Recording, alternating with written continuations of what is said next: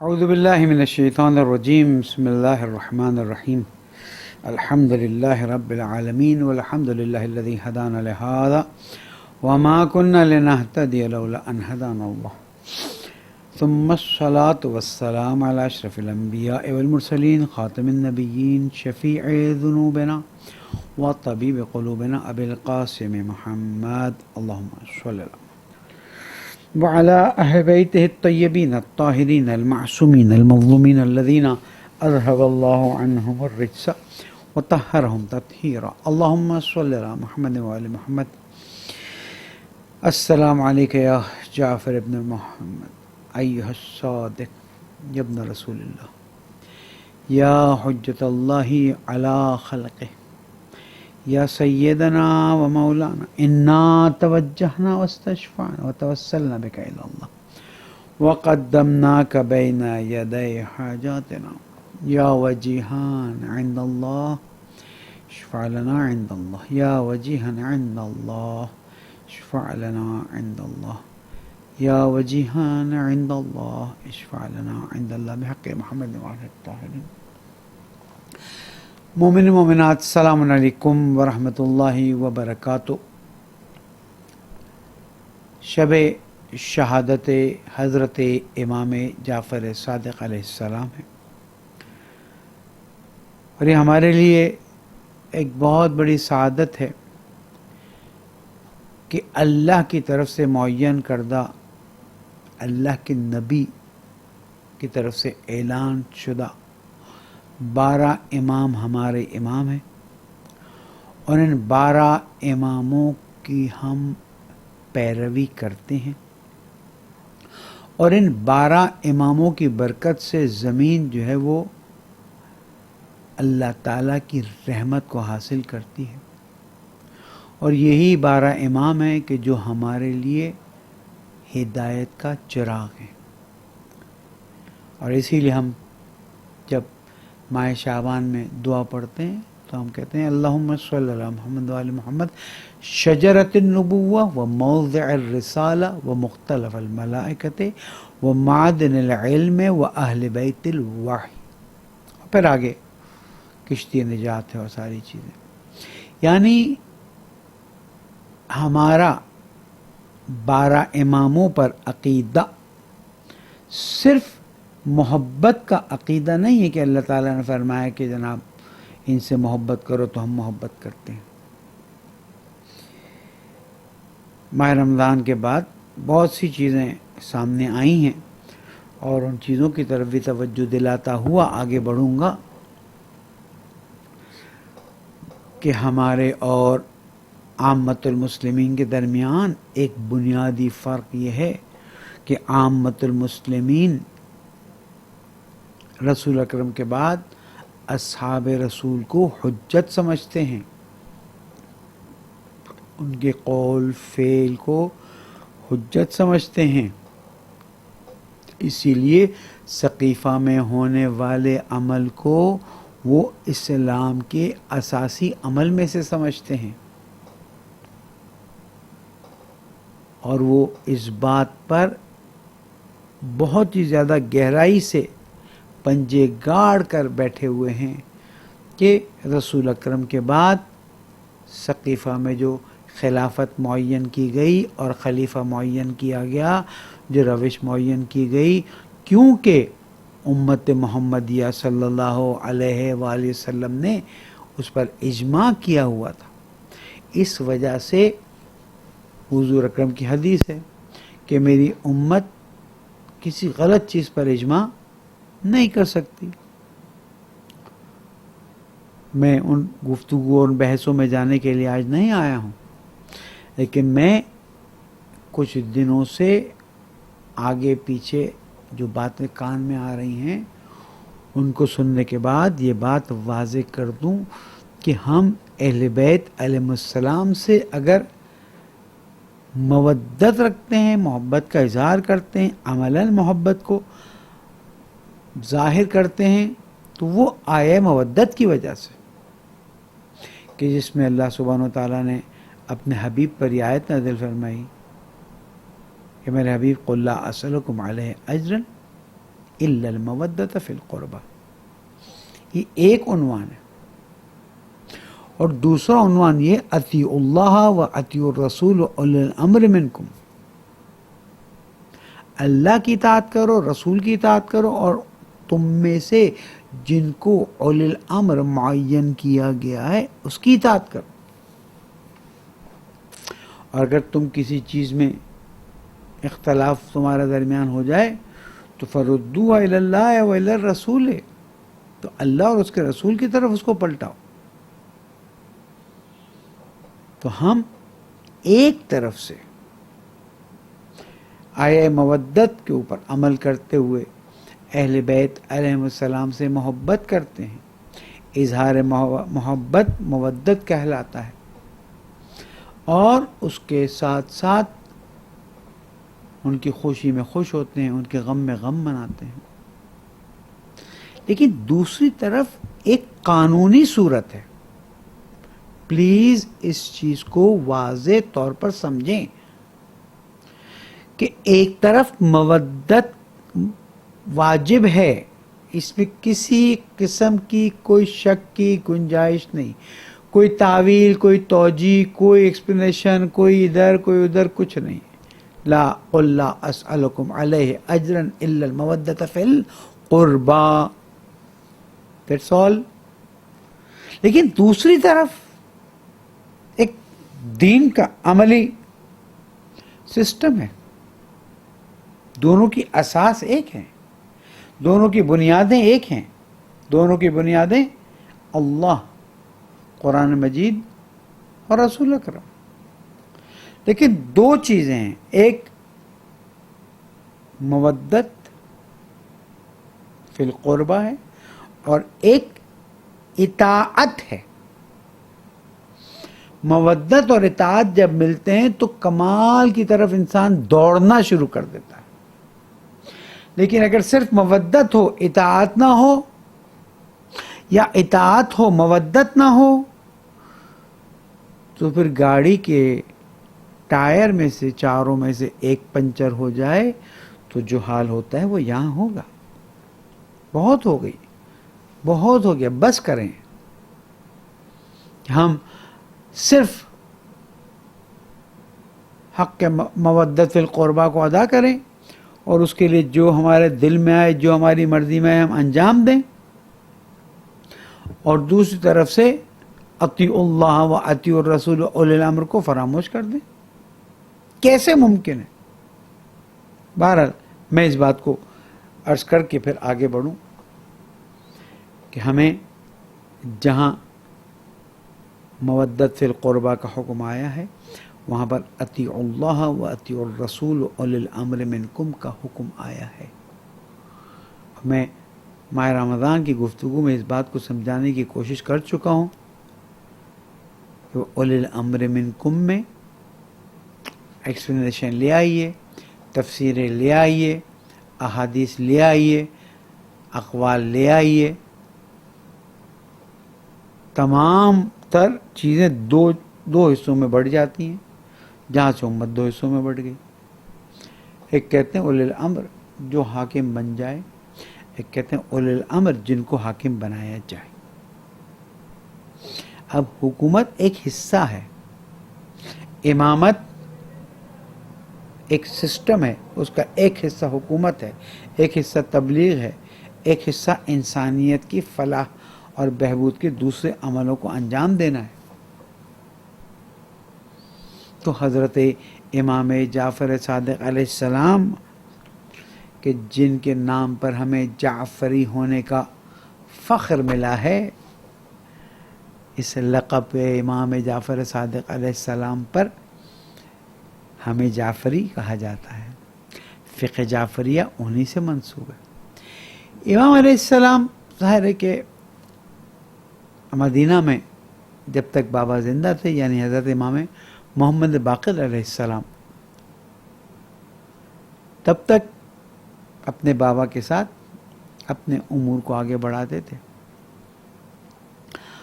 اور کربلا کے واقعے کے بعد جس کے امام محمد باقر علیہ السلام عینی شاہد تھے، اور مدینہ اور امت مسلمہ کے جو حالات تھے ان کو نظر میں رکھنے کے بعد چوتھے امام علیہ السلام نے دعاؤں کا سہارا لیا. پانچویں امام علیہ السلام نے دیکھا کہ اب حکومت مروان جیسے لوگوں کے ہاتھ میں چلی گئی ہے، یا اس کے بعد عبد الملک ابن مروان کے ہاتھ میں آئی ہے اور بہت کمزور ہو گئی ہے. اس لیے کہ جب امت نے اللہ کے دیے ہوئے سسٹم کو چھوڑ دیا، ان معنی کہ اپنایا ہی نہیں، تو ظاہر ہے کہ وہ ہونا تھا جو ہوا. خود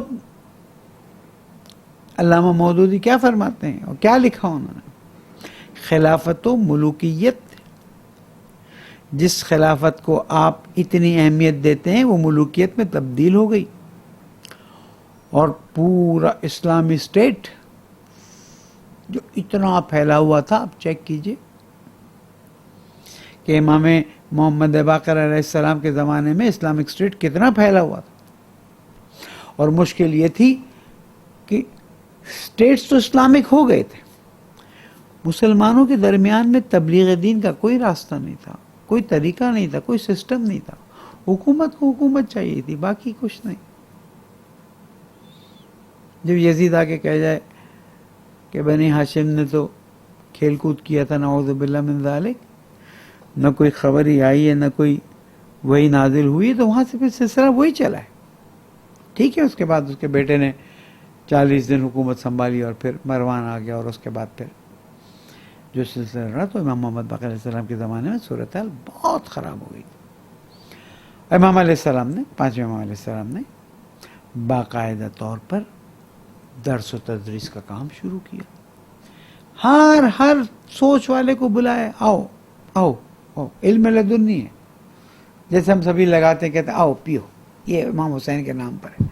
ہندو پیے، کرسچن پیے، یہودی پیے، مسلمان پیے، شیعہ پیے، سنی پیے، ہمیں فرق نہیں. تو وہ علم کے سبھی لگی تھی، علم کا دریا موج. جیسے کہ تمام ائمہ معصومین، تمام کے تمام علم لدنی مولا کائنات سے لے چکے تھے، اور مولا کائنات اس علم کو رسول اکرم صلی اللہ علیہ وآلہ وسلم سے لے چکے تھے. اس لیے علم تو موجود تھا، لینے والے. اب جب امام محمد باقر علیہ السلام کی شہادت واقع ہوتی ہے اور امام جعفر صادق علیہ السلام زمام امامت کو لے کر آگے بڑھتے ہیں، بالکل وہ زمانہ ہے کہ جہاں پر بنی امیہ کا تختہ الٹتا ہے اور بنی عباس آگے آتے ہیں، اور بنی عباس اپنی حکومت کو مضبوط کرنے کے چکر میں تھے. امام علیہ السلام نے دیکھا کہ یہ اس سے بہتر موقع نہیں ہے. ایک وسیع و عریض درس و تدریس کا سسٹم شروع کیا اور علوم محمد آل محمد علیہ السلام کو پھیلانا شروع کیا. دین کا دفاع اگر کسی نے کیا ہے تو صرف ائمہ معصومین علیہ السلام. تاریخ لکھتی ہے کہ، عرض کرتا ہوں لیکن ایک واقعہ سناتا چلوں. امام محمد باقر علیہ السلام کو عبداللہ ابن مروان، آخری جو خلافت تو کیا، حکومت، ایک شخص آتا ہے جس کا عقیدہ قدریہ تھا.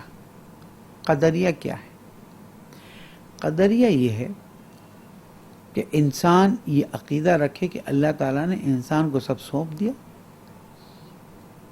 اور مثلا مذاق میں ہم کہتے ہیں کہ اللہ تعالیٰ اللہ اللہ کرنے بیٹھ گیا، یعنی اب اللہ تعالیٰ کا کوئی عمل دخل ہماری زندگی میں نہیں.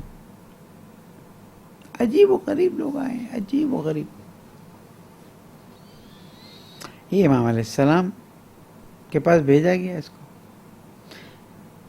قدریہ کے اس لیڈر کو. اس جو بھی تھا تو مسلمان نا، قدری مسلمان ہی ہیں. جیسے جبر کے قائل جو ہیں وہ کیا کہتے ہیں؟ وہ کہتے ہیں ہم مجبور ہیں، ہمارے ہاتھ میں کچھ بھی نہیں. ختم. یہ کہتے ہیں اللہ کے ہاتھ میں کچھ نہیں, سب کچھ ہمارے ہاتھ میں. اور اسی لیے معصوم سے پوچھا گیا کہ ہم اس طرف جائیں اس طرف جائیں. امام نے فرمایا لا جبر والا تفویض ہے بل الامر بین الامرین, نہ جبر نہ تفویض ہے بلکہ دونوں کے درمیان کا راستہ ہے. تو وہ قدریہ کا لیڈر یا ماننے والا جب آیا اور امام محمد باقر علیہ السلام کو بلایا گیا کہ آپ تشریف لائیں, امام علیہ السلام چھٹے امام علیہ السلام کو بھی ساتھ لے گئے اور محفل سجی ہوئی تھی. اور کہنے والے نے کہا کہ ذرا جواب دے. تو امام علیہ السلام نے فرمایا یہ میرا بیٹا جواب دے گا. بعض تاریخوں میں 6 سال 7 سال کی عمر تھی. اس نے کہا کہ میں اس بچے سے اس سے کیا گفتگو کروں, آپ بات کر دیں. امام نے فرمایا اگر اس سے تم اپنے آپ کو آگے بڑھا سکے تو پھر مجھ سے بات کرنا. تو اس نے امام سے کہا چلے بیٹا آپ پوچھ لیں کیا پوچھنا چاہتے ہیں مجھ سے. امام علیہ السلام نے بہت آسانی سے کہا اچھا تم مجھے سورہ حمد سنا دو. مجھے سورہ حمد کہاں, تم سورہ حمد سنا دو. سورہ حمد سنانا شروع کی, بسم اللہ الرحمن الرحیم, اور جب یہ پہنچا ایاک نعبد و ایاک نستعین, تیری ہی بندگی کرتے ہیں تجھی سے مدد مانگتے ہیں. امام علیہ السلام کہ ٹھہر جا, یہ بتا کہ یہ تو مدد کس سے مانگ رہا ہے. تو کہتا ہے کہ اللہ تعالیٰ نے سب کچھ تمہارے کنٹرول میں دے دیا, تمہارے ہاتھ میں دے دیا, اب تو مدد کس سے مانگ رہا ہے. چپ ہو گیا. اس نے کہا مجھے بالکل صحیح جواب مل گیا کہ اللہ تعالیٰ ہماری زندگی میں اثر رکھتا ہے. ہمارا اختیار اپنی جگہ پر ہے لیکن عبادت اور بندگی بھی اس کی اور مدد بھی ہم اسی سے لیتے ہیں. ابھی کہاں تک اس کا اثر پہنچا, کس طرح سے لوگوں نے اس بات کو لیا کہ بالکل صحیح ہے اور قدریہ کی ایک جملے سے کمر توڑ دی. تو اب امام جعفر صادق علیہ السلام کا جب زمانہ آتا ہے تو امام علیہ السلام نے, میں کچھ اہل سنت کے علماء کے ریفرنس آپ کو دیتا ہوں کہ جس میں وہ خود بیان فرماتے ہیں. مثلا جلاء العیون میں علامہ ابن طلحہ شافعی کہتے ہیں کہ آپ اہل بیت اور سادات کی عظیم ترین فرد تھے. آپ کی ذات طاہرہ سے قرآن مجید کی تفاسیر و معانی و مطالب کے چشمے پھوٹتے تھے اور آپ ہی سے علمی کمالات اور عجائبات کا ظہور انکشاف ہوتا تھا. دیکھ لیجئے جلاء العیون اہل سنت کے بڑے علماء میں سے علامہ ابن طلحہ شافعی. یا ہم آگے آتے ہیں تو آگے دیکھتے ہیں کہ ابن حجر مکی فرماتے ہیں کہ علماء نے آپ سے اس قدر نقل علوم کیا ہے جس کی مثال نہیں ملتی. ایک کتاب کا ریفرنس بھی میں آپ کو دیتا ہوں, سوائق محرقہ. سوائق محرقہ میں امام جعفر صادق علیہ السلام کے بارے میں خاصی تفصیلات آئی ہیں. سوائق محرقہ, اور میں غلط نہیں کہتا تو ترجمہ بھی ہوا ہے. تو اب یہاں پر ہم دیکھتے ہیں کہ اہل سنت اس بات کے قائل ہیں ہمیں ان چیزوں کی ضرورت نہیں ہے. کیوں؟ اس لیے کہ ہم ائمہ اثنا عشریہ کو اپنا امام سمجھتے ہیں, معصوم سمجھتے ہیں اور علم لدنی کے حامل سمجھتے ہیں. علم غیب اللہ تعالیٰ کی طرف سے انہیں عطا کیا جاتا ہے. شب قدر میں تنزل الملائکۃ والروح ان کے لیے ہے, اور لولا الحجت لساقت الارض وما علیہا, اگر زمین پر اللہ کی حجت نہ ہو تو زمین اپنے ساتھ ہر چیز کو لے کر تباہ و برباد ہو جائے. یہ ہمارے لیے حجت ہے. لیکن علماء اہل سنت اس بات کو بیان فرماتے ہیں. یا ملا جامی جو ہیں وہ شواہد النبویہ میں فرماتے ہیں کہ آپ کے علوم کا احاطہ فہم و ادراک سے بلندر تھا. امام کا ہوگا کیوں نہیں ہوگا. علامہ شبلنجی جو ہے کا کہنا ہے کہ آیان ائمہ میں سے ایک جماعت یعنی اہل سنت. دیکھیں میں ایک چیز سمجھاتا ہوں میں آپ کو. اس دن ٹیلی ویژن پہ بھی گفتگو تھی لیکن ظاہر ہے کہ وہاں پر میرے پاس چند منٹ اور سیکنڈوں میں بات ہوتی ہے تو اس لیے تھوڑا رہ جاتا ہے. لیکن پھر بھی اللہ تعالیٰ نے اس دفعہ توفیق دی کہ میں چیزوں کو اپنی جگہ پر بٹھا کے اپنی ڈیوٹی پوری کروں. کہ وہاں پر جب گفتگو ہوئی کہ ایک گروہ نے کہا کہ امام ابو حنیفہ جو ہیں ہم ان کی تقلید کرتے ہیں. ایک مولانا نے کہا کہ ہم کسی کی تقلید نہیں کرتے, ہم تو بس قرآن اور حدیث سے لیتے ہیں. وہاں پر میں نے عرض کیا کہ اگر آپ قرآن و حدیث سے لیتے ہیں تو پھر حدیث میں تو بہت کچھ موجود ہے، اور باقی ائمہ میں نام آپ کو بتاتا ہوں، یحییٰ ابن سعید، ابن جریح، امام مالک، امام سفیان ثوری، بہت بڑے امام سمجھے جاتے ہیں، سفیان ابن عیینہ، ابو سجستانی، اور امام ابو حنیفہ امام علیہ السلام کے شاگردوں میں سے ہیں۔ پھر ان میں سے ان کے شاگرد، یہ وہ شاگرد ہیں کہ جو صحیح بخاری، صحیح مسلم، سنن نسائی، یعنی امام جعفر صادق علیہ السلام استاد ہیں ان کے، جن کے میں نے نام بتائے، امام مالک، امام ابو حنیفہ، یا سفیان ابن عیینہ، یا مثلا امام سفیان ثوری، ان کے شاگردوں میں بڑی انٹرسٹنگ چیز ہے، ان کے شاگردوں نے یہ سیاہ ستائیں لکھی ہیں، تیار کی ہیں۔ تو امام جعفر صادق علیہ السلام کے شاگردوں نے تیار کی ہے۔ امام ابو حنیفہ، جن کا نام نعمان تھا، کیا کہتے ہیں لولا سنتان ہلک النعمان، اگر 2 سال نہ ہوتے تو نعمان ہلاک ہو جاتا۔ پوچھا بھائی کیوں؟ کہ 2 سال جو میں نے حضرت جعفر صادق علیہ السلام کے پاس گزارے ہیں، وہیں سے مجھے علوم ملے، اور وہیں سے میں علم کے سرچشمے نکالتا رہا۔ لیکن امام علیہ السلام امام ابو حنیفہ کو سمجھاتے رہے کہ دیکھو دین میں قیاس مت کرنا، اور امام نے فرمایا، تاریخ میں موجود ہے کہ دیکھو سب سے پہلا قیاس شیطان نے، ابلیس نے کیا تھا، اور وہ تباہ و برباد ہو گیا۔ فرماتے ہیں امام جعفر صادق علیہ السلام فرماتے ہیں کہ جب دین میں قیاس آئے گا تو دین تباہ ہو جائے گا، برباد ہو جائے گا۔ قیاس کیا ہے؟ قیاس یہ کہ آپ ایک چیز کو دیکھیں، اس سے ایک نتیجہ اخذ کریں، اسی چیز کی طرح کی دوسری چیزیں نتیجہ اخذ کریں۔ میں آپ کو 1-2 مثالیں سمجھا دیتا ہوں۔ امام علیہ السلام نے فرمایا یہ بتاؤ کہ نماز زیادہ اہم ہے یا روزہ؟ نماز زیادہ اہم ہے۔ کہ پھر اللہ سبحانہ وتعالیٰ نے خواتین کو خاص زمانے میں نماز سے معاف کیا، لیکن روزے قضا رکھوائے ہیں۔ ایک چھوٹی سی مثال ہے۔ تو ہمیں اسی لیے ائمہ معصومین علیہم السلام کے نقش قدم پر، کی روش پر، کے احکام پر ہی چلنا ہوگا، اس کے بغیر کوئی چھٹکارا نہیں ہے۔ یا ایک اور جگہ ہم دیکھتے ہیں کہ ایک شخص خود چلیں، امام جعفر صادق علیہ السلام نے امام ابو حنیفہ سے پوچھا یہ بتاؤ وہ پہلا کلمہ وہ کون سا کلمہ ہے کہ جس کی ابتدا کفر اور جس کی انتہا ایمان ہے؟ تو نہیں معلوم۔ کہا وہ ہے لا الہ۔ جب تم صرف لا الہ کہو گے یہ کفر ہے، اور جب الا اللہ کہہ دو گے تو یہ عین ایمان۔ اب دیکھ پھر وجہ سے بتا دو سب سے اچھا عمل کیا ہے؟ کیا مولا آپ بتا دیجئے۔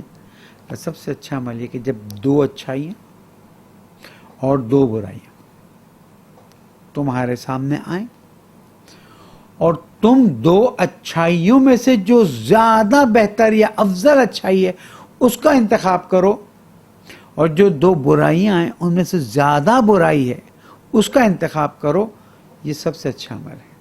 یعنی اپنے دیکھیں قیاس سے منع کیا، عقل کے استعمال سے منع نہیں کیا ہے۔ اب وہ منطق پوری میں یہاں نہیں پڑھا سکتا آپ، لیکن عقل انسان کی چیزوں کو دیکھ کر انسان کو گائیڈ کرتی ہے کہ وہ جو حکم الہی ہے وہ یہاں نافذ ہوگا، یہاں نافذ نہیں ہوگا۔ لیکن اگر ہم اپنی طرف سے بعض چیزوں کو لے کر آئیں کہ کیونکہ یہ حکم اس پہ نافذ ہے تو یہ بھی اسی طرح ہے تو اس پہ وہی نافذ ہوگا، ایسا نہیں ہے۔ ہمیں شریعت کو چیک کرنا ہوگا، ہمیں قرآن کو چیک کرنا ہوگا، ہمیں اقوال رسول اکرم کو چیک کرنا ہوگا، ہمیں ائمہ معصومین علیہ السلام کی روش کو چیک کرنا ہوگا، وہاں سے ہم لیں گے۔ ہم یہ نہیں کر سکتے کہ جناب کیونکہ یہ اس طرح سے اور یہ بھی اسی طرح کا تو اس کو بھی یہی حکم جاری ہوگا. نہیں ہو سکتا. مثلا دودھ کی کتنی پروڈکٹس ہیں, ہم کہیں کہ جناب دودھ کی پروڈکٹ کیونکہ اس پہ یہ حکم جاری ہوتا ہے تو دہی پہ بھی وہی ہوگا, یا مثلا اور جو چیزیں دودھ سے خامے کریم نکالی جاتی وہی ہوگا, وغیرہ وغیرہ وغیرہ. یہ نہیں ہو سکتا. احکام دین سے لیے جائیں گے, اپنی طرف سے ایک حکم کو دوسرے حکم پر نہیں. اجتہاد میں بھی اس کی اجازت نہیں ہے. بہرحال یہ پورا موضوع ہے جس پہ پھر کبھی اور گفتگو رہے گی انشاءاللہ تعالی مستعان. عقل کے استعمال کی اجازت ہے, قیاس کے استعمال کی اجازت نہیں ہے.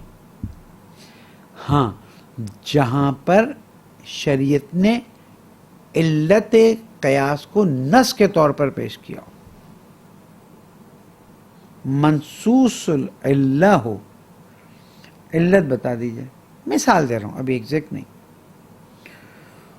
کہ جو بھی پینے کی چیز ہے, یا یوں لے لیں پانی جو ہے آپ رات کو بیٹھ کر پئیں,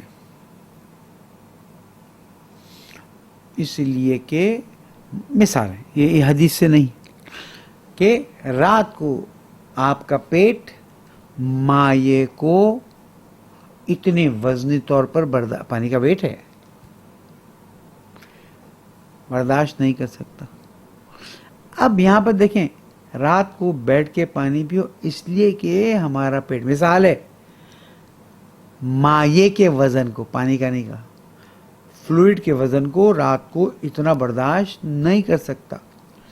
مثلا کہ آپ کھڑے ہو کے پئیں تو اس لیے رات کو بیٹھ کے پئیں. اب دوسرا کوئی فلوئڈ ہے, اگر یہ روایت یوں آتی کہ آپ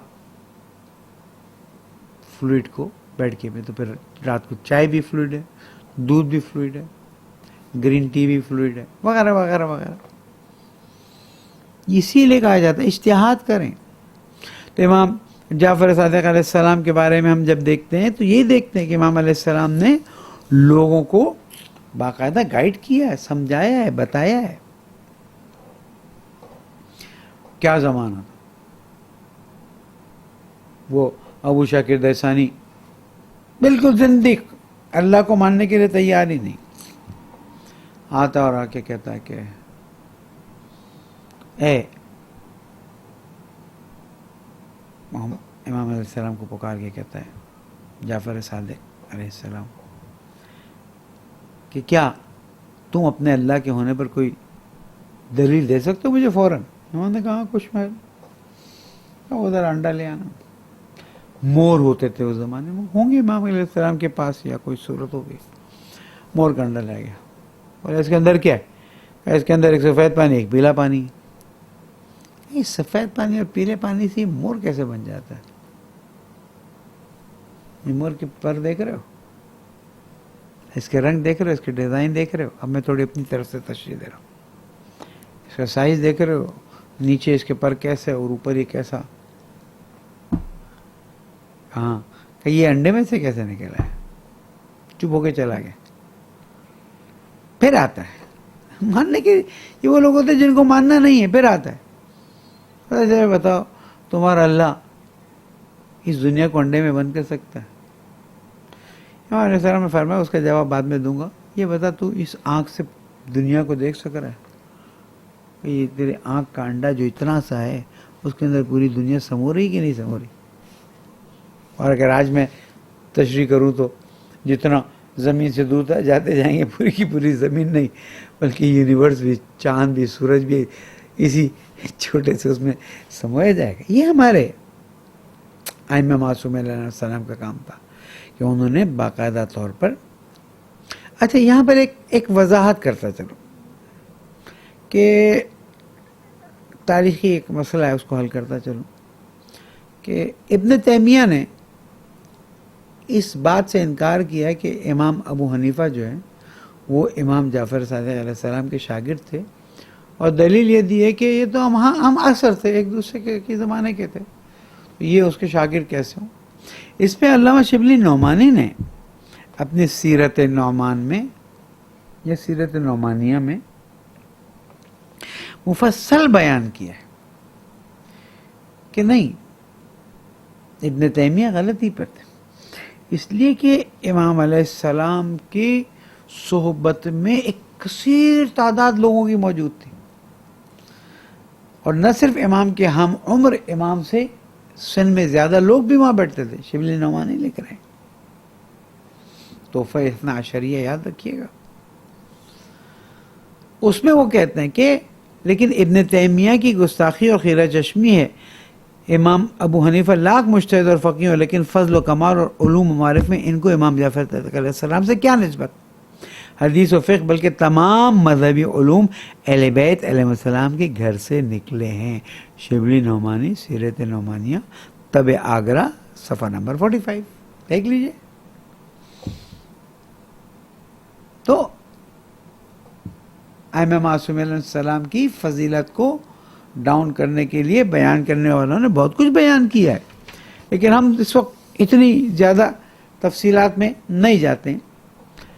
اور یہ بات عرض کرتے چلیں کہ امام علیہ السلام کے شاگردوں کی ایک بہت بڑی لسٹ ہے، اور اس لسٹ میں جابر ابن حیان کا نام آتا ہے، اور دوسرے اصحاب امام علیہ السلام کے نام آتے ہیں، جن کو اگر ہم دیکھنا چاہیں تو ایک بڑی لسٹ ہے. میں یہاں پر کچھ لوگوں کے نام عرض کرتا چلوں.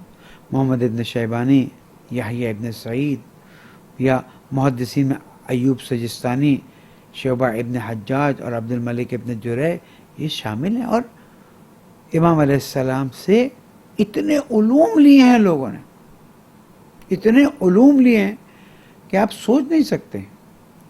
کیوں؟ اس لیے کہ نہ میرے مولا کائنات کے سامنے کوئی ایسا آیا تھا جو علوم حاصل کرتا.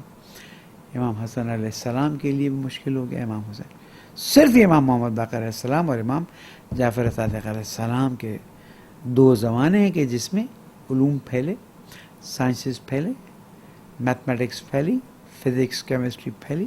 اور جابر ابن حیان جیسے لوگ کہ جن کے بارے میں ویسٹ والے کہتے ہیں کہ ہم تعجب کرتے ہیں کہ جابر نے، ان کی کتابیں ترجمہ ہوئی ہیں، لوگ پاگل ابھی بھی اس پہ ریسرچ کرتے ہیں. ہم شیعہ بس ہمارا جو حال ہے ہم جانتے ہیں. ہمارا جھگڑا اس بات پر ہے کہ بولوں گا تو پھر جوتے پڑیں گے مجھے. ہمارے شیعوں نے امام جعفر صادق علیہ السلام کو تو صرف نام کے لیے رکھا ہے. باقی پوچھ لیجئے کسی ایک شیعہ کو، کہیں جائیں آپ کہیں بھی، سنو شیعہ ہو، ایک 5 منٹ امام جعفر صادق علیہ السلام کی زندگی کے بارے میں بتا دو. 5 منٹ 12 اماموں کے بارے میں، 5 منٹ بہت زیادہ ہے، 3 منٹ بتا دو. ہم کہاں لے گئے دین کو؟ اور پھر اب ہم ممبروں پہ ڈرتے ہیں کہ اگر ہم نے پبلک کی پسند کی چیزیں نہ پڑھی تو پبلک ہمیں بلائے گی نہیں، واہ واہ نہیں کرے گی. واہ، اللہ اکبر.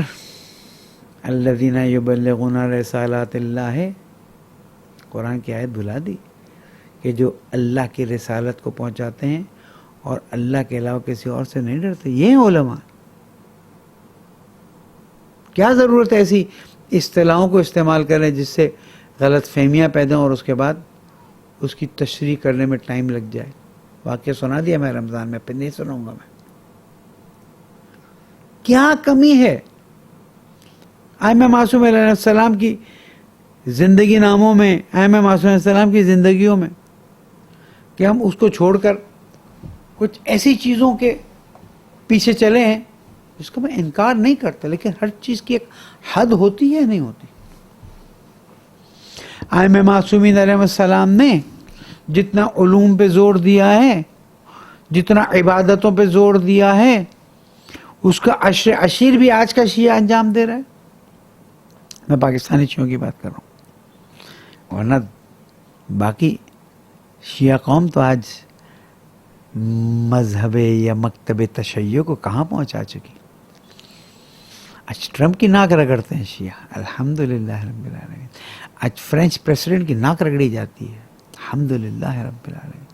آج دنیا پریشان ہے کہ یہ کون سی طاقت ہے کہ جو شیعوں کو اتنا مارا جاتا ہے، اتنا مارا جاتا ہے، اتنا ذلیل کیا جاتا ہے، اقتصادی پابندیاں فلاں فلاں، لیکن یہ شیعہ آج نکھر کے باہر آئے، اس لیے کہ جن شیعوں نے 12 اماموں کی تعلیمات کو اپنے لیے مشعل راہ قرار دیا، علوم کو آگے بڑھایا، فنون کو آگے بڑھایا، معصومین علیہ السلام سے ہدایتیں حاصل کی، انہوں نے آج تشیع کو وہاں پہنچا دیا کہ لوگ حیران ہیں، پریشان ہیں۔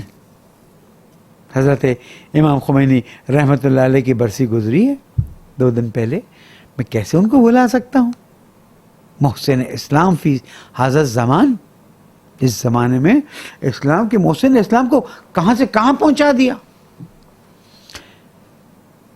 جس کے پیروکار جھک کے ہاں مسلمان، آج مسلمان ہاں یس آئی ایم اے مسلم۔ کس نے یہ ساری جرأتیں دلائیں؟ کس نے اتنی ہمت دلائی کہ آج ویسٹ میں مسلمان سر اٹھا کے چلتا ہے؟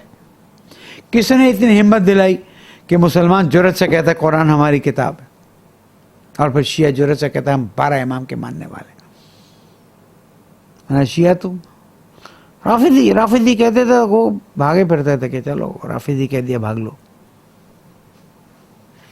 جب تک مکتب امام جعفر صادق علیہ السلام سے متمسک نہیں ہوں گے، انی تارک فیکم الثقلین کتاب اللہ وعطرتی اہل بیتی ما ان تمسکتم بہما لن تضلوا ابدا، اور یہ دونوں اس وقت تک الگ نہیں ہوں گے حتی یرد علی الحوض، ہاں بس جو میرا دل چاہے وہ میں کروں، اس کے علاوہ عالم دین کچھ کہے تو ملا کر کے اس کو اتنی تنقید کر دو کہ وہ سر اٹھانے کے قابل نہ ہو۔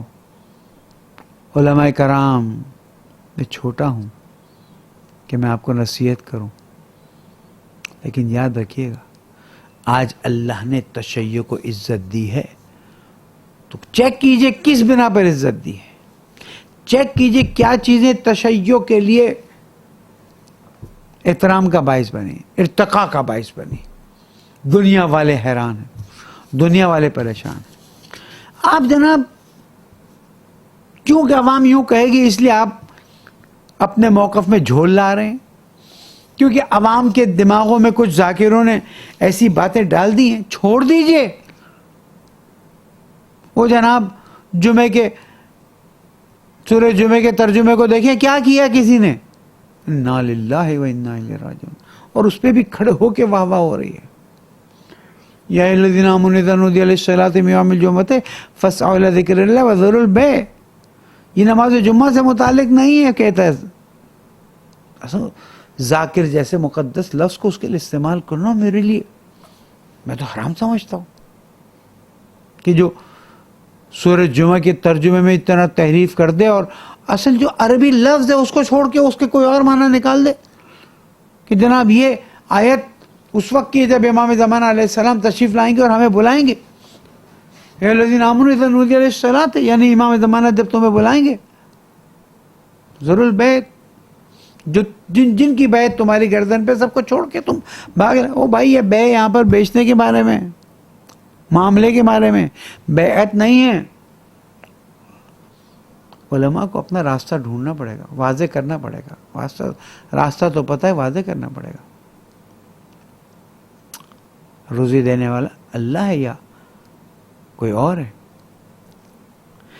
دین کی تبلیغ کے لیے امامہ سر پہ رکھا ہے یا شہرت اور عزت و واہواہ کے لیے سر پہ رکھا ہوا ہے؟ میں مال نہیں کہوں گا، لیکن میں علماء سے توقع نہیں کرتا کہ وہ مال کے پیچھے بھاگیں، ان کو اللہ پر بھروسہ ہے۔ لیکن ہم دیکھ رہے ہیں ایک مقابلہ لگا ہوا ہے، یہ کون ان کی سوچ کے نزدیک میں بات کرتا ہے تاکہ وہ زیادہ قبول کریں۔ وہ نہیں قبول کرنے والے آپ کو، یہاں تک کہ آپ اپنا امامہ اتار کے رکھ دیں۔ بھول گئے اس عمران لیاقت کو کہ جس نے امامے کو ٹائر کہا تھا، اور ہمارے تمام بزرگ علماء کو کیا کیا گالیاں نہیں تھی۔ میرے پاس میرے لائبریری میں میرے سامنے رائٹ ہینڈ پہ کتاب ریکارڈ کے طور پر رکھی، انوار العقول، اور حیران ہوتا تھا جب میں قم سے آتا دیکھتا تھا کہ ایک بڑی تعداد اس کے پیچھے بھی بھاگ رہی۔ اللہ سبحانہ وتعالیٰ نے ہم سے اور آپ سے عہد لیا ہے، جیسے ڈاکٹر بننے کے لیے میڈیکل کالج میں ایڈمیشن لیتے ہیں تو وہاں پر ایک عہد ہے وہ پڑھا جاتا ہے، عہد لیا جاتا ہے. ہم سے بھی ایک عہد لیا گیا ہے کہ ہم جاہلوں کی جہالت کے پیچھے نہیں جائیں گے، جاہلوں کو جہالت سے نکالنے کے پیچھے جائیں گے. کب تک ہم ان پریشرز میں آ کر دین کی خوبصورت، خوشبودار، نورانی کرنے والی باتوں کو چھوڑ کر اس طرح کی باتوں میں جائیں گے؟ کب تک ہم اس طرح کی باتوں میں جائیں گے جن میں کوئی شک نہیں کہ وہ حقیقتیں ہیں؟ انہی حقیقتوں اور انہی مقابلوں میں رہ کر ہم اپنا ٹائم گزار دیں گے اور لوگوں کو خوش کر دیں گے. یہ قال محمد الباقر و قال جعفر الصادق علیہ السلام کا کہاں بیان کریں گے؟ آپ دیکھیں تو کتنی، اللہ اکبر، وقت زیادہ نہیں بچا. آپ دیکھیں اقوال امام پہ چند پڑھ دیتا ہوں آپ کو. نیک انسان وہ ہے جو عالم تنہائی میں خود کو دنیا کی طرف سے بے نیاز اور خدا کی طرف جھکا ہوا محسوس کرے. لوگوں میں تو بیٹھ کے سب بات کر سکتے ہیں جناب، ہمیں کسی کی پرواہ نہیں ہے، ہم کسی کا اکیلے میں بیٹھ کے علیکم انفسکم لا یضر من ضل اذا اهتدیتم، اپنے آپ کو سنبھالو، اگر تم ہدایت پا گئے باقی سب. لیکن انسان وہ ہے جو عالم تنہائی میں خود کو دنیا کی طرف سے بے نیاز سمجھا. عالم تنہائی میں بیٹھے اور کہ اے دنیا، ٹھیک ہے ہم مولا کی طرح تو نہیں کہہ سکتے غری غیری، جا تو کسی اور کو دھوکہ دے، میں نے تجھے 3 طلاق دی. لیکن یہ تو سوچے کہ جس کو میرے مولا امیر المومنین السلام نے 3 طلاق دی، اب اکیلے میں اس کی لالچ تو نہ کروں. ظاہر امامہ بسر ہے تو لوگوں میں تو میں نہیں کہہ سکتا، ہاں تو دکھانا ہے کہ میں متقی پر، اکیلے میں معصوم یہ فرما رہے اور خدا کی طرف جھکا ہوا محسوس کرے. سامنے تو سب کرتے ہیں. جو شخص کسی مومن کی دل جوئی کرتا ہے تو خداوند عالم اس پر ایک فرشتہ مامور فرماتا ہے. اب دیکھیں پوری زندگی یہ اقوال، 12 اماموں کے اقوال، خاتون جنت جناب فاطمہ زہرا سلام اللہ علیہ کے اقوال اور تقریریں، مولا کائنات کے اقوال، گفتگو، خطوط، اور رسول اکرم صلی اللہ علیہ وسلم کی اقوال اور زندگی، اور قرآن مجید. لا الہ الا اللہ محمد رسول اللہ علی ولی اللہ وصی رسول اللہ خلیفۃ بلا فسق کی قسم کھا کے کہتا ہوں کہ اگر کوئی ذاکر امام حسین علیہ السلام، چاہے وہ عالم ہو یا صرف ذاکر ہو، ان 14 ہستیوں کی باتوں کو منبر سے بیان کرتا رہے قیامت تک، وہ تھک جائے گا، باتیں ختم نہیں ہوں گی. نہ میرے مولا کائنات کے فضائل ختم ہوں گے، نہ باقی 11 اماموں کے فضائل ختم ہوں گے، نہ خاتون جنت. اب یہی ایک جملہ، جو شخص کسی مومن کی دل جوئی کرتا ہے تو خداوند عالم اس پر ایک فرشتہ مامور فرماتا ہے جو اس کی طرف سے اس کی زندگی میں عبادت کرتا ہے. خدا شاہد پوری مجلس ہے. یہ کہاں ڈھونڈنے جا رہے ہو میٹر کو؟ اور کسی نے وہاں والی مجلس پڑھی تو آپ اس کی CD پہلے لیتے تھے، اب آپ اس کی انٹرنیٹ سے مجلس اٹھاتے ہیں سنا کے. ارے میٹر یہاں ہے، میٹر احادیث رسول اکرم اور اقوال معصومین علیہ السلام میں. تو جب کوئی کسی مومن کی دل جوئی کرتا ہے تو خداوند عالم اس پر ایک فرشتہ مامور فرماتا ہے جو اس کی طرف سے اس کی زندگی میں عبادت کرتا ہے، اور اس کے مرنے پر اس کی قبر میں مونس، منزل شفاعت میں شفیع اور جنت کے راستے کا رہبر ہوتا ہے. کر لو پورا اشرا کر لو اس پہ. جو سنے گا اس کے دل پہ اثر تو کرے گی نا. معصومین یہ تو فرماتے ہیں کہ ہمارے خوبصورت کلام کو دوسروں تک پہنچاؤ، ہماری پرائیویٹ باتیں کیوں پہنچاتے ہو جس کے اندر طاقت ہی نہیں سننے سمجھنے کی. ہمارے خوبصورت کلام ان تک پہنچاؤ، اس لیے کہ یہ کلام دلوں پہ اثر کرتے ہیں. میں پھر سے پڑھوں، جو کوئی مومن کسی مومن کی دل جوئی کرتا ہے، ایک پریشان ہے، اس کی پریشانی حل نہیں ہو رہی، آپ بھی اس کی مشکل کو حل نہیں کر سکتے. اس کو مثلا کینسر ہو گیا، اس کینسر کا علاج نہیں ہو سک رہا، خرچ اس نے لاکھوں کر دیا. آپ اس کے پاس عیادت کے لیے گئے، اس کی دل جوئی کی. جب بیمار ہوتے ہو تو اللہ تعالیٰ اتنے ثواب دیتا ہے، جب تکلیف ہوتی ہے تو معصوم نے یہ فرمایا، معصوم اس سے اس کی ہمت بڑھتی ہے.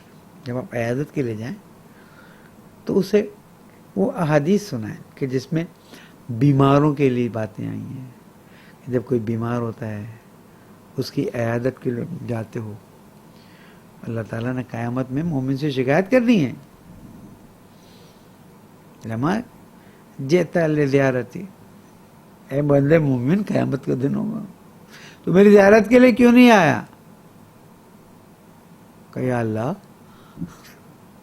تجھے دیکھا نہیں جا سکتا، تیری کوئی مثال نہیں ہے، میں تیری زیارت کے لیے کہاں تھا زمین پر. کہ جو میرا بندہ بیمار تھا نا، اگر تو اس کی زیارت کے لیے آتا تو مجھے وہاں پاتا. اللہ اکبر. اور پھر جتنا وقت تو اس کی عیادت میں گزارتا تیرے کاموں کو میں انجام دیتا.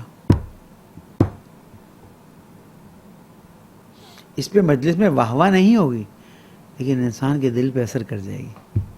اور کون سا واجب ہے واہ واہ کروانا؟ کون سا واجب ہے اچھل کے واہ واہ واہ کرانا؟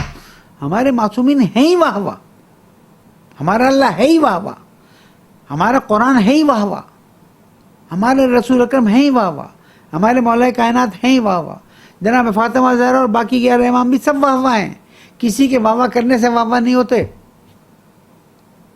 بہت دل چلا ہوا ہے میرا. اتنے تانے سننے پڑتے ہیں، اتنے تانے سننے پڑتے ہیں جب اہل سنت لوگوں کے ساتھ بیٹھتے ہیں، صرف صرف صرف واہ واہ کے لیے. جس کی واہ واہ زیادہ ہوگی اس کی مجلس زیادہ چمکے گی.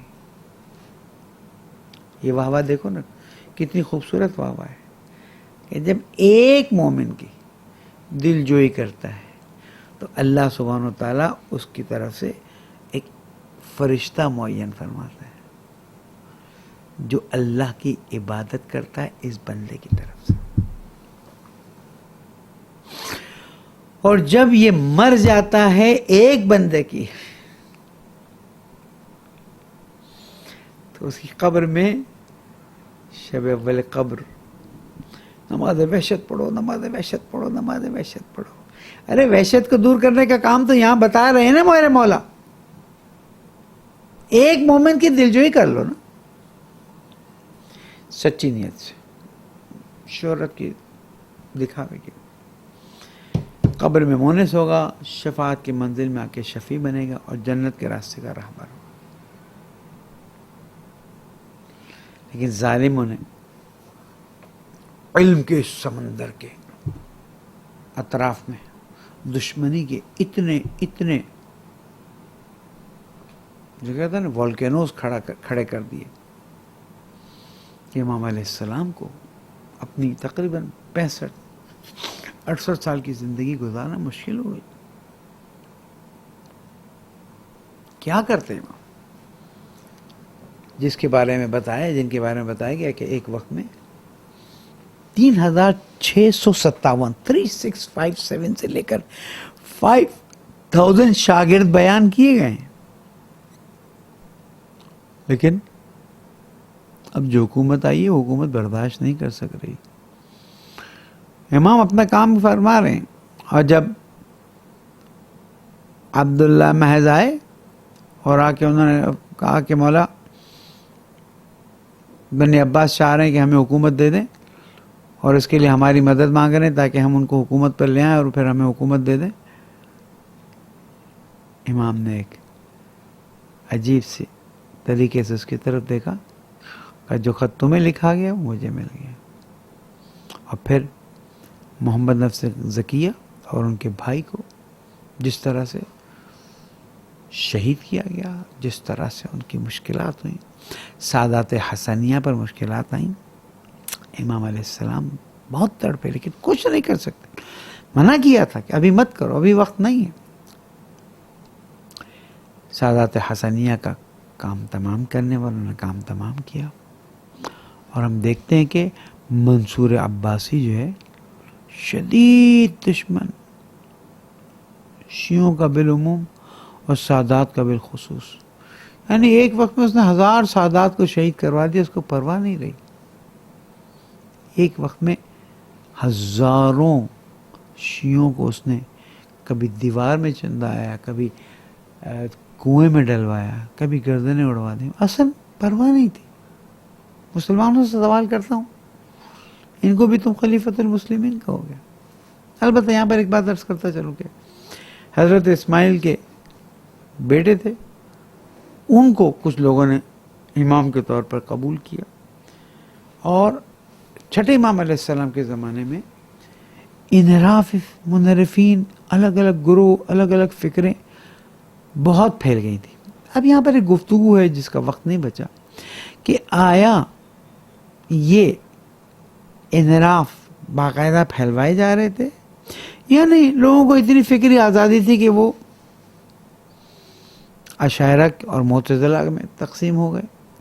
1,00,000 لوگ صرف اس بات پر قتل کر دیے گئے، عمومی مسلمان، کہ تم اس بات کے قائل ہو کہ قرآن قدیم ہے یا قدیم نہیں ہے. ایسے اس میں منصور عباسی نے دیکھا کہ باقی تو سب کنٹرول میں آ رہے ہیں، صرف ایک یہ امام علیہ السلام ہے جو اتنے شاگرد، اتنے شاگرد، اتنے شاگرد. کیا کیا جانا چاہیے؟ پہلی مرتبہ اپنے دربار میں بلایا زائرن بغداد میں، اور اپنے خاص جو اس کا بہت ہی معتمد والا شخص تھا، اس سے کہا کہ جب میں اشارہ کروں تو تم گردن مار دینا. امام علیہ السلام کو بلایا. جب امام تشریف لائے تو امام کی وہ ہیبت طاری ہوئی کہ وہ اشارہ نہیں کر سکا، اور اس نے امام کو اپنے پاس بٹھایا اور کہا کہ آپ اتنی رات کے تشریف لائے ہیں، کوئی خاص کام ہے؟ کہا میں نہیں آیا، تو نے بلایا تھا. امام نے فرمایا نہیں آپ آرام کیجیے. جب امام تشریف لے گئے تو اس معتمد نے پوچھا کہ کیا ہوا، آپ نے اشارہ نہیں کیا؟ کہا بس چھوڑ دو اس بات کو. پھر ایک مرتبہ جس زمانے میں امام علیہ السلام کو بغداد میں بلایا گیا تھا، اس زمانے میں پھر ایک دفعہ تقریباً 100 ایسے لوگوں کو جمع کیا جو اوباش تھے، جن کو کسی چیز کی کوئی پرواہ نہیں، صرف پیسہ، عیاشی پیسہ، قتل و غارت و خون ان کے دائیں ہاتھ کا کام تھا. کہ جب امام آئے تو امام پہ حملہ ور ہو جانا، پتہ نہ چلے کس نے کیا ہے. امام تشریف لائے، سب نے دیکھا رے یہ تو ہمارے امام ہیں. شمشیر نیچے زمین پہ رکھ کے تسلیم ہو کے کھڑے ہو گئے. امام تشریف لائے، گفتگو ہوئی، واپس چلے گئے. امام جانے کے بعد حاکم نے پوچھا کیا ہوا بھائی، تم کو میں نے کہا تھا، پیسے دیے تھے اسی کام کے لیے، انعام تھا تمہارے لیے. کہا یہ تو وہ ہیں جو ہمارا خیال رکھتے ہیں، یہ تو وہ جو تکلیف میں ہوتے ہیں ہماری مدد کرتے ہیں، جب ہم زحمت میں ہوتے ہیں یہی ہمارا خیال ہاتھ پکڑتے ہیں. اسی طرح سے امام پر مذاق کرنے کے لیے، امام کا مذاق اڑانے کے لیے جادوگروں کو بلایا گیا تھا. باقاعدہ دور سے جادوگر آئے تھے. کہتے ہیں کہ اسی محل میں 70 جادوگر تھے اور 70 شیروں کی تصویریں لگی ہوئی تھیں. جادوگروں نے کچھ امام کے ہاتھ سے روٹی اڑوا دی، کچھ اور کروا دیا، تھوڑی بے احترامی کی. امام علیہ السلام نے کہا کیا دیکھ رہے ہو؟ تاریخ میں لکھا ہے کہ صرف امام کا کہنا کیا دیکھ رہے ہو، یہ شیر نکلے ہیں، انہوں نے ان کو کھایا ہے اور چلے گئے. پھر تصویر بن گئے. بادشاہ پریشان ہوا، میں کیا جواب دوں گا. کہا اس کو آپ ان کو واپس بلا لیں، واپس کر دیں. کہ اگر حضرت موسیٰ کے اژدہے نے جادوگروں کے سانپوں کو پھر باہر نکال دیا ہوتا تو یہ بھی واپس آ جاتا. یہ گئے، اب یہ تاریخ کا حصہ بن گئے. بادشاہ سے برداشت نہیں ہوا، اور مدینہ میں جب آپ تشریف لائے ہیں آپ کو بالآخر زہر دیا گیا، اور زہر کے ذریعے آپ کو شہید کر دیا گیا. علم کے اس خزانے کو مدینہ میں شہادت نصیب ہوئی. پورے مدینہ میں شور اٹھا. ہزاروں شاگرد امام علیہ السلام کے. امام علیہ السلام کو امام موسیٰ کاظم علیہ السلام نے غسل دیا, کفن دیا, بڑی عزت سے جنازہ نکلا. لیکن اس جنازے کو بھی نانا کے پہلو میں جگہ نہیں ملی. اس جنازے کو بھی جنت البقیع میں لایا گیا, اور جنت البقیع میں لا کر امام حسن, امام زین العابدین اور امام محمد باقر علیہ السلام کے پہلو میں جگہ دی گئی. لیکن جنازہ بہت عزت سے اٹھا, جنازہ بہت احترام سے اٹھا. ہر کوئی امام کے جنازے کو کندھا دے رہا تھا. ہائے کربلا کی یاد آ جاتی ہے کہ جب تصور میں یہ چیز آنا مشکل ہو جاتی ہے کہ سید الشہداء کا جنازہ زمین پر پڑا ہوا تھا. جناب زینب آواز دیتی ہیں, یم سعد تو دیکھ رہا ہے, اور سید الشہداء کے لاشے کو اس طرح سے پامال کیا جا رہا ہے. امام علیہ السلام کا لاشا گھوڑوں سے پامال کیا گیا, سیدانیوں کے خیمے جلائے گئے, سید سجاد کا بستر کھینچا گیا. آخر وہ وقت آیا کہ جب سید سجاد کو قیدی بنایا گیا, اور قیدی بنا کر لے جایا جا رہا تھا. امام علیہ السلام نے بابا کے لاشا کو دیکھا. بابا کے لاشے کو دیکھ کر ایک عجیب عالم طاری ہوا. جناب زینب نے آواز دی, یا اے میرے بھائی کی نشانی, اے میرے زمانے کے امام مالی اران تجھد بنفسک, میں دیکھ رہے ہوں کہ تو اپنے نفس سے مقابلہ کر رہا ہے. سید سجاد فرماتے ہیں, ہائے مدینہ میں چھٹے امام کا جنازہ, اور کربلا میں یہ بے کس امام. فرماتے ہیں پھوپھی اماں جس کے بابا کا لاشا اس طرح سے پامال ہوا پڑا ہے,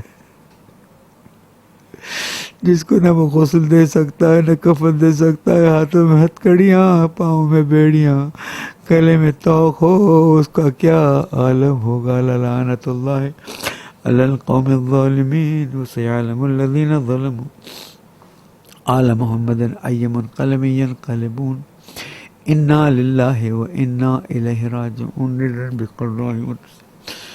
پالنے والے ہمیں اہل بیت علیہ السلام کی پسند کی زندگی گزارنے کی توفیق عطا فرما. پالنے والے اب تک ہونے والی کوتاہیوں سے درگزر فرما رہے.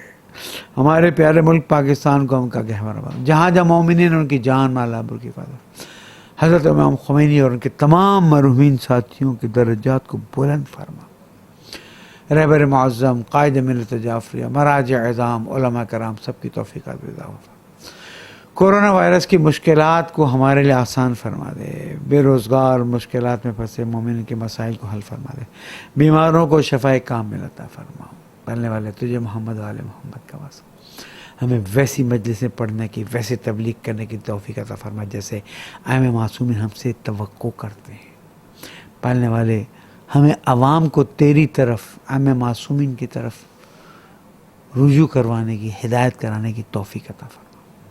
دین میں خرافات, دین میں بدعتیں, دین میں میری مرضی میری خواہش جو بھر دیا گیا ہے, پالنے والے جدیت کے ساتھ اس کا مقابلہ کر کے اس کو ختم کرنے کی توفیق عطا فرما. ہمیں منظم ہو کر دشمنان اسلام کا مقابلہ کرنے کی توفیق عطا فرما. ٹرمپ, اس کے حواری, یہ آل سعود, آل یہود, انڈیا, یہ سب جو اسلام کی خلاف سازشیں کر رہے ہیں, سب کو ان کی طرف خود واپس لوٹا دے. زمانے کے امام کو ہم سے راضی فرما. ہماری عاقبت بخیر فرما. ہماری نسلوں کی اصلاح فرما. امام علیہ السلام کے ظہور میں تعجیل فرما. تمام ارواح مومن مومنات شہداء صلحاء کے لیے فاتحہ. اللہم صلی علی محمد و آل محمد وعجل فرجہ.